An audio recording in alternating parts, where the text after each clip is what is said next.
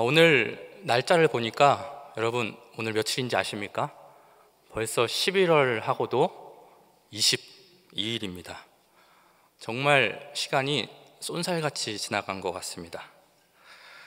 이제 날씨도 많이 추워지고 또 짧아진 것을 보니까 이제 여러분 어떤 생각이 드시나요? 이제 추수감사주일도 마무리되었고 이제 우리에게는 성탄절과 또 송구영신 예배만 남게 되었습니다. 그런 것을 보면서 저는 이제 우리도 한 해를 또 마무리할 때가 되었구나 라는 생각을 하게 되었습니다. 저는 이러한 시점에서 우리가 또 2024년도를 바라보면서 우리가 앞을 향해서 열심히 달려나가는 것도 중요하지만 또 한편으로는 그것만큼 중요한 게 있다면 때로는 우리가 이 정도의 시점에서 우리가 그동안 열심히 달려왔던 그 바쁜 발걸음을 잠시 멈추고 또 내가 걸어왔던 그 발걸음들을 한번 돌아보는 것도 정말 중요하지 않나라는 생각을 하게 되었습니다. 저는 오늘 이 예배를 통해서 여러분들이 2023년도 한 해를 좀 돌아보셨으면 좋겠습니다. 2023년도 한 해를 돌아보시면서 지금까지 여러분들을 인도하신 그 하나님의 은혜를 발견하시고 또 그 은혜 때문에 감사하고 찬양할 수 있는 우리 모두가 될 수 있기를 주님의 이름으로 축복합니다. 오늘 본문 말씀이 담겨있는 사무엘상 7장 말씀을 보니까 이스라엘 백성들에게 한 가지 고난이 찾아옵니다. 뜻하지 않았지만 그들에게 큰 어려움이 찾아오게 되죠. 어떤 어려움이었습니까? 바로 블레셋과의 전쟁이라는 큰 어려움이 이스라엘에게 찾아오게 되었습니다. 여러분, 그 당시 이스라엘 백성들에게 있어서 정말 치가 떨리는 그런 트라우마 같은 한 존재가 있었는데 그게 어떤 존재였는지 아십니까? 바로 오늘 이스라엘을 쳐들어온 이 블레셋이라는 존재였습니다. 왜 블레셋이 이스라엘에게 있어서 트라우마였냐면요, 오늘 본문 말씀 이전에 블레셋과 이스라엘 사이에 두 번의 전쟁이 있었습니다. 그런데 여러분 어땠을까요? 두 번 다 이스라엘이 참패했습니다. 엄청난 패배를 이스라엘이 경험했기 때문에 이제는 이스라엘 백성들이 블레셋이라는 소리만 들어도 이제 치가 떨리는 것입니다. 여러분, 그 당시에 전쟁에서 패배하면 어떤 결과를 맞이할 수밖에 없었습니까? 야, 우리 이번에 전쟁에서 졌지, 다음번에 우리 꼭 한번 잘하자, 화이팅! 여러분, 이 정도로 끝낼 수 있습니까? 그 당시에 전쟁에서 패배하면 여러분 어떻게 되는 겁니까? 누군가의 남편과 누군가의 아버지는 죽게 되는 것이고, 여자들은 끌려가서 적들의 놀이개가 되는 것을 의미했고요, 자녀들은 끌려가서 노예가 되는 것을 의미했습니다. 모든 재산을 빼앗기고 한 가정이 완전히 몰락해버리는 게 여러분 어떤 것이었습니까? 전쟁의 결과였습니다. 그런데 여러분, 그러한 패배의 결과를 이스라엘은 벌써 두 번씩이나 경험했던 것입니다. 집안이 풍비박산 났던 그러한 경험을 했던 이스라엘 백성들이었기에 여러분, 블레셋이라는 단어만 들어도 어땠을까요? 경기를 일으킬 수밖에 없었고요, 그 이야기를 들을 때마다 얼어붙을 수밖에 없었던 것입니다. 그런데 여러분, 오늘 읽지는 않았지만 우리가 읽은 이 본문 말씀 앞에 7절 말씀을 보니까 어떤 소식이 들려오는 것입니까? 7절 말씀을 함께 볼까요? 이스라엘 자손이 미스바에 모였다 함을 블레셋 사람들이 듣고 그들의 방백들이 이스라엘을 치러 올라온지라. 이스라엘 자손들이 듣고 블레셋 사람들을 두려워하여. 이스라엘 자손들이 미스바에 모였는데 어떤 소식이 들려옵니까? 블레셋 사람들이 또 쳐들어왔다는 소식이 들려옵니다. 두 번이나 쳐들어와서 이제 우리의 삶이 완전히 망가져 버렸었는데 이제는 좀 괜찮아졌나 싶었더니만 또다시 이 블레셋이 그들을 괴롭히려고 찾아온 것입니다. 그러다 보니까 이스라엘 백성들이 어떻게 되었다고 말합니까? 완전히 두려움에 휩싸여 버렸다라고 오늘 말씀은 이야기하고 있습니다. 여러분이었으면 어땠을 것 같습니까? 세 번이나 반복된 그러한 두려움. 여러분, 이러한 상황 속에서 이스라엘 백성들은 어떻게 그 위기를 돌파하고자 합니까? 이전까지는 그들이 계속해서 잘못된 선택을 해왔었죠. 그렇지만 이제 세 번째, 오늘 말씀에서는 그들이 하나님을 간절히 찾습니다. 그들이 하나님께 제사를 드리고 하나님께 간절한 마음으로 하나님의 도우심을 구하며 하나님께 제사를 드립니다. 여러분, 그러자 하나님께서 그들에게 어떻게 응답하십니까? 우리 10절 말씀을 다 같이 한번 읽어보겠습니다. 간절히 구했던 그 이스라엘에게, 간절히 구했던 그 사무엘에게 하나님께서 어떤 응답을 주셨는지 우리 같이 한번 읽어보도록 하겠습니다. 시작. 사무엘이 번제를 드릴 때에 블레셋 사람이 이스라엘과 싸우려고 가까이 오매 그날에 여호와께서 블레셋 사람에게 큰 우레를 발하여 그들을 어지럽게 하시니 그들이 이스라엘 앞에 패한지라. 하나님이 이스라엘 편이 되셔서 블레셋을 치십니다.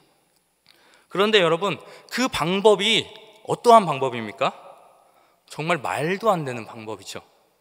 하나님께서는 무엇으로 블레셋 병사들을 무력하게 하십니까?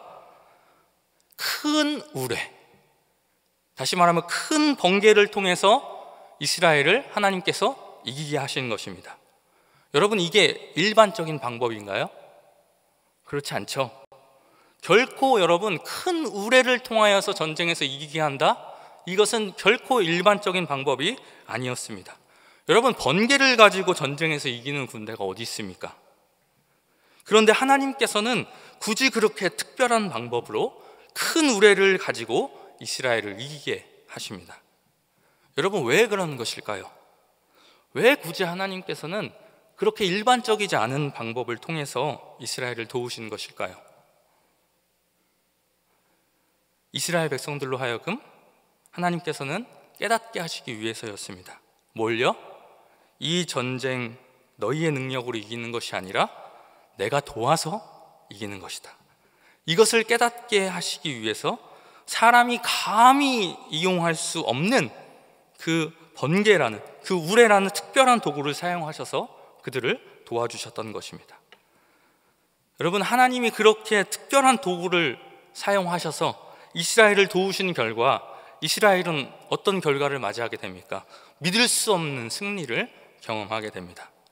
여러분, 우리가 말씀을 보면 알겠지만 이 전까지만 해도 이스라엘의 승리라고 하면 고작 어떠한 것이었습니까? 침략해오는 외세를 쫓아내는 정도였습니다. 그게 이스라엘에게 있어서 이전까지의 승리였습니다. 방어하는 수준에 그쳤던 것입니다. 그것만 해도 그들은 감사하면서 감지덕지라고 여겼었는데 이번에는 어떠한 결과를 맞이하게 된 것입니까? 살아남는 정도가 아니라 우리가 오늘 말씀을 읽어보면 아시죠? 완벽하게 승리를 거둘 수 있게 되었던 것입니다. 수백 년 동안 블레셋의 위협 아래 덜덜 떨던 이스라엘이 이제는 완전히 달라져서 블레셋을 추격하는데 어디까지 추격을 하나요? 국경선 너머까지 몰아붙입니다. 그렇게 여러분, 이스라엘은 하나님의 도우심으로 인하여서 이전까지 없었던 놀라운 승리를 경험하게 됩니다. 그리고 여러분, 그렇게 전쟁이 끝난 뒤에 이스라엘 백성들이 정신을 차리고 보니까 어떤 걸 느꼈을까요? 자신들이 이긴 그 결과, 자신들의 승리가 얼마나 어처구니 없는 것이었는지를 비로소 깨닫게 됩니다. 큰 우레를 통해서 전쟁에서 이기게 된 것, 그때 그들은 깨닫습니다. 아, 이 전쟁 우리가 이긴 것이 아니구나. 하나님께서 이기게 하신 것이구나. 이 사실을 이스라엘 백성들은 그제서야 비로소 깨닫습니다. 그리고 그들은 천천히 시간을 되돌려가면서 이전에 있었던 일들에 대해서 다시 곱씹어 보기 시작합니다. 그리고 그렇게 이전에 있었던 일들을 다 곱씹어 본 결과 그들은 한 가지 일을 행합니다. 어떠한 일을 행합니까? 12절 말씀 우리 다 같이 한번 읽어보도록 하겠습니다. 승리한 뒤에, 이스라엘 백성들이 하나님의 도우심임을 깨달은 뒤에 그들이 어떠한 것을 하는지 같이 한번 읽어보겠습니다. 시작.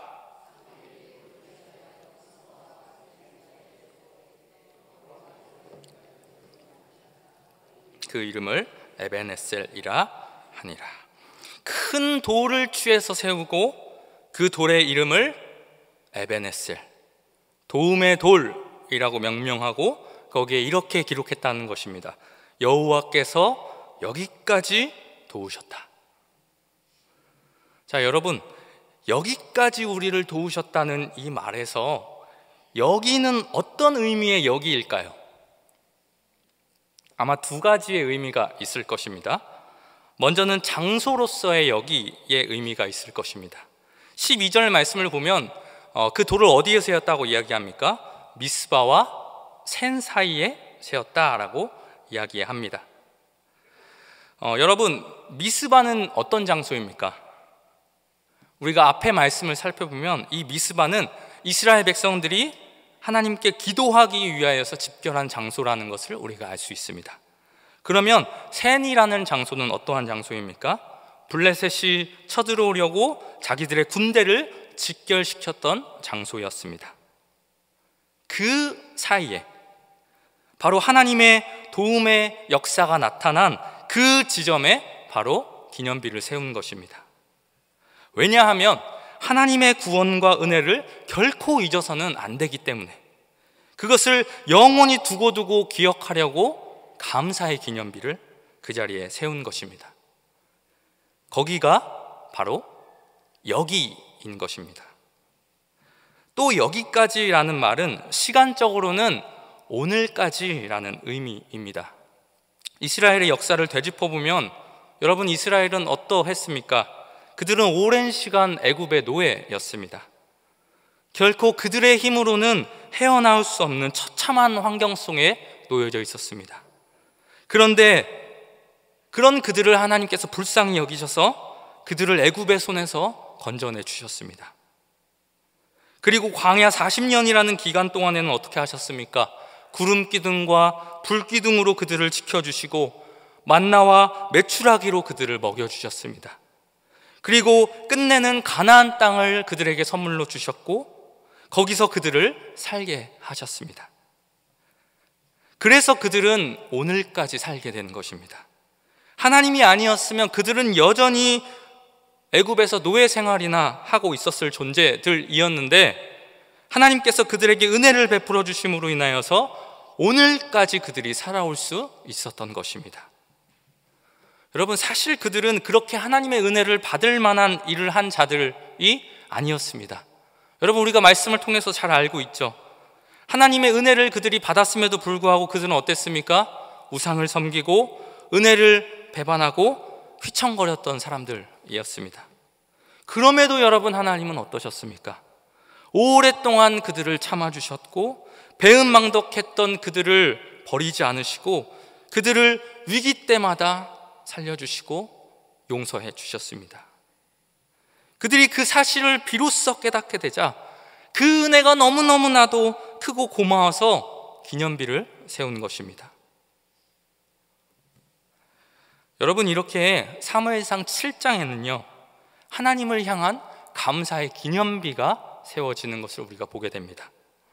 그런데 여러분, 사무엘상 15장을 보면요 거기에도 기념비가 세워지는데요 오늘 말씀과는 정반대되는 기념비가 세워지는 것을 우리가 발견할 수 있습니다. 여러분, 사무엘상 15장을 보면 하나님께서 사울 왕에게 한 가지 명령을 내리십니다. 아말렉을 쳐서 전쟁을 하라고 명령하시죠. 그런데 사실 그때 하나님께서 명령하신 그 전쟁도 오늘 우리가 살펴봤던 이 전쟁과 같이 객관적으로 놓고 살펴보면 도저히 이길 수 없는 전쟁이었습니다. 하지만 그럼에도 이때의 사울은 어떠합니까? 하나님의 말씀에 순종을 하죠. 그래서 전쟁을 치르러 나갑니다. 그리고 그는 어떤 결과를 맞이합니까? 하나님의 도우심을 입어서 그 전쟁에서 큰 승리를 거두게 됩니다. 오늘 말씀하고 비슷하죠. 그런데 여러분, 그 사울 왕이 그 하나님의 도우심으로 인하여서 큰 승리를 거두었음에도 불구하고 그는 승리한 후에 어떠한 일을 행하나요? 자기의 기념비를 세웁니다. 사무엘상 15장 12절 말씀 우리 같이 한번 읽어보도록 하겠습니다. 시작. 사무엘이 사울을 만나려고 아침에 일찍이 일어났더니 어떤 사람이 사무엘에게 말하여 이르되 사울이 갈멜에 이르러 자기를 위하여 기념비를 세우고 발길을 돌려 길갈로 내려갔다 하는지라. 내가 여기서 승리했다고 많은 사람들이 자기를 기억하기를 바라서 자기의 기념비를 그 자리에 세웠다는 것입니다. 여러분, 그 승리는 누가 가져다 준 것입니까? 그 승리는 사울 자신이 가져온 것이 아니었음에도 불구하고 하나님이 그 승리를 주신 것인데, 하나님이 그 승리를 은혜로 주신 것인데, 그는 하나님께 영광 돌리지 않고 그 스스로가 하나님의 영광을 취해간 것입니다. 여러분, 사울이 스스로를 작게 여기고 겸손했을 때는 하나님이 어떻게 해주셨습니까? 그를 높여 왕이 되게 하셨습니다. 그런데 그는 왕이 되자 어떠한 일을 행합니까? 자기의 기념비를 세웁니다. 그러자 여러분, 하나님이 그를 낮추십니다. 그는 자기의 기념비를 세워서 영원한 승리자로 기억되고자 했지만 결국 그는 왕위를 잃어버리고 그의 가문은 망해버리고 말았습니다. 그는 이스라엘 역사상 가장 위대한 사람이 되고자 했지만 오히려 어떤 사람이 됩니까? 이스라엘 역사에 있어서 가장 부끄러운 사람이 되고 말았습니다. 여러분, 2023년도를 보내면서 올 한 해 내가 뭔가 이룬 것이 있으신가요? 여러분, 무엇인가를 좀 성취하셨습니까? 여러분, 하나님께 감사하시기를 바랍니다. 여러분, 내가 있다고 자랑하지 마십시오. 여러분, 하나님께서 하신 것입니다. 자기 기념비를 세우지 마시고 감사의 기념비를 하나님께 세워야 하는 것입니다. 나를 자랑하고 나를 드러내려고 하지 말고 하나님을 자랑하고 하나님을 드러내야 한다는 것입니다. 여기까지 우리를 도우셨다. 여기까지 우리 가정을 도우셨다. 여기까지 우리 교회를 도우셨다. 여러분, 이것이 여러분의 고백임을 믿습니까? 그러면 여러분, 여러분의 여기는 어디입니까? 공간적으로는 이 자리, 오늘 내가 이 자리에 이렇게 앉아 있는 게 여러분 무엇입니까? 하나님의 은혜 아닙니까? 이 자리에 앉아 있기까지 여러분, 하나님께서 여러분들에게 얼마나 많은 은혜를 베풀어 주셨습니까? 여러분이 이 자리에 앉아 있을 수 있었던 것, 여러분들의 의지와 여러분들의 힘으로 앉아 있을 수 있었던 것 아닙니다. 하나님이 도우셔서 이 자리에 앉아 있을 수 있는 것입니다. 시간적으로는 어떻습니까? 2023년 11월 22일 오늘까지, 내가 태어나서 오늘이 오기까지 여러분, 하나님께서 나를 도와주셔서 내가 오늘까지 있을 수 있는 것입니다. 여러분, 우리가 이 시간까지 얼마나 많이 흔들리고 휘청거렸습니까? 신앙적으로도 많이 연약해질 때가 있었고 많이 넘어질 때가 있었습니다. 그럼에도 불구하고 하나님께서는 어떠셨습니까? 하나님이 도우셔서 여기까지 우리가 올 수 있었습니다. 오늘 내가 살아있는 것이 여러분 나의 힘이라고 생각하시나요? 여러분, 내가 살 걸 산 게 아닙니다. 우리의 생명도, 우리의 건강도, 내가 다니는 일터도, 나의 가정도, 내 자녀도, 내 믿음까지도 하나님의 은혜요, 하나님의 선물인 것입니다. 여러분, 지난주가 추수감사주일이었는데 여러분, 이 감사의 계절에 하나님께서 우리에게 원하시는 것이 무엇이라고 생각하시나요? 여러분, 오늘 설교 제목이 뭐죠? 여기까지 도우신 하나님. 여러분, 우리가 이 고백을 하며 하나님께 감사하는 것을 원하고 계시지 않으실까요? 하나님이 여기까지 우리를 도우셨습니다. 그 은혜로 지금 내가 여기 살아 있습니다.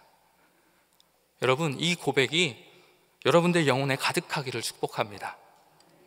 그렇게 우리가 감사의 고백을 하나님께 드릴 때 여러분, 하나님께서는 어떠한 분이신 줄 아십니까? 감사하는 자에게 더 큰 은혜를 부어주시는 분이십니다.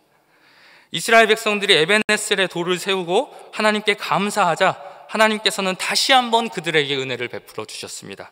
어떤 은혜를 더하여 주셨습니까? 오늘 본문 13절 말씀을 같이 한번 읽어볼까요? 시작.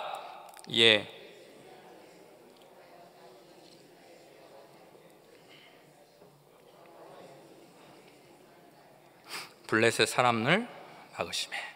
하나님께서 그들에게 어떤 은혜를 주십니까? 첫 번째는 하나님께서 그들을 보호해 주셨습니다. 더 이상 대적들이 이스라엘을 괴롭게 하지 못하도록 하나님께서 막아주셨습니다. 이스라엘에게 있어서 트라우마 같은 존재였던 블레셋이 다시는 이스라엘을 침략해서 그 지역 안으로 돌아오지 못하도록 막아주셨습니다. 이후로도 계속해서 말씀을 읽어보십시오. 여호와의 손이 이스라엘을 대적들로부터 계속해서 보호해 주셨습니다. 여러분, 여러분들의 삶 가운데도 이러한 은혜가 있기를 바랍니다. 하나님의 손이 여러분들의 삶과 여러분들의 가정과 여러분들의 자녀와 여러분들의 일터를 계속해서 지켜주셔서 여러분들을 해하려 하고 또 여러분들을 넘어뜨리려 하고 하는 그런 악한 대적들의 손으로부터 보호를 받으시는 그러한 은혜를 날마다 경험하실 수 있는 여러분들 될 수 있기를 주님의 이름으로 축복합니다.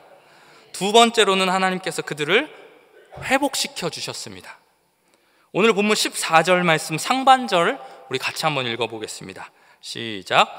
블레셋 사람들이 이스라엘에게서 빼앗았던 성읍이 에그론부터 가드까지 이스라엘에게 회복되니 이스라엘이 그 사방 지역을 블레셋 사람들의 손에서 도로 찾았고, 빼앗겼던 성읍이 어떻게 되었다고요? 회복되었답니다. 그 땅을 다시 되찾게 되었다고 말합니다.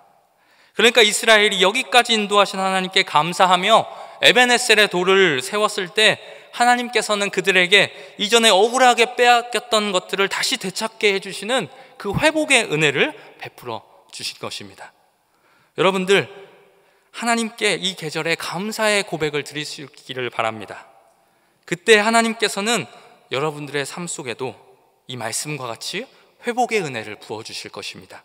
어쩔 수 없이 빼앗길 수밖에 없었던 것들, 억울하게 잃어버린 것들, 하나님께서 다시 여러분들 되찾게 해주실 것입니다. 다시 여러분들 회복시켜 주실 것입니다. 그리고 세 번째, 하나님께서는 이스라엘에게 평화를 주셨습니다.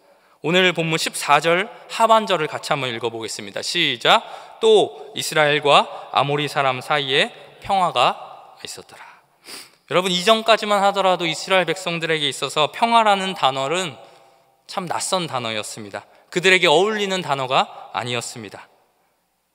그들은 언제나 염려와 걱정과 근심 속에서 계속해서 살아올 수밖에 없었습니다.